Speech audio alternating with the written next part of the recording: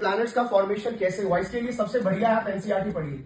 जैसे star formation NCERT में best दिया है, प्लैनेट फॉर्मेशन भी एनसीईआरटी में बेस्ट दिया है क्लास 11।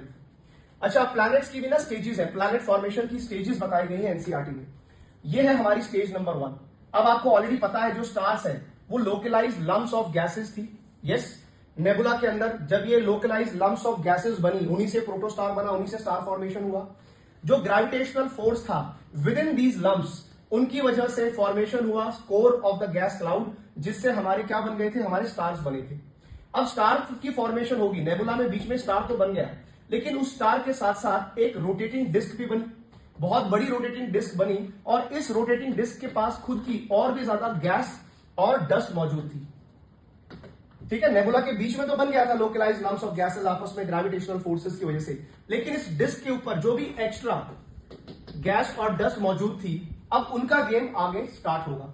तो सेकंड स्टेज क्या होगी, जो भी गैस क्लाउड था that starts getting condensed, matter around the core develop into small small rounded objects.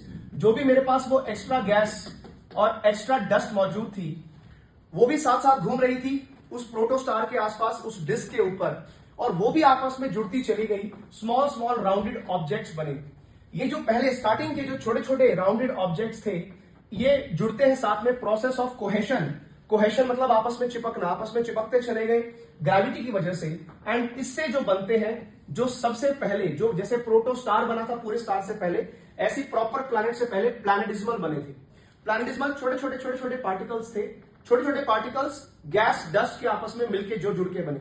यही जो प्लैनेटिज्मल है आगे चल करके लार्जर बॉडीज बनाएंगे, क्योंकि जैसे जैसे बहुत सारे प्लैनेटिज्मल बने, इनका आपस में कोहेशन स्टार्ट हुआ, ये आपस में जुड़ने स्टार्ट हुए, and they started getting stuck together. Reason is gravitational attraction.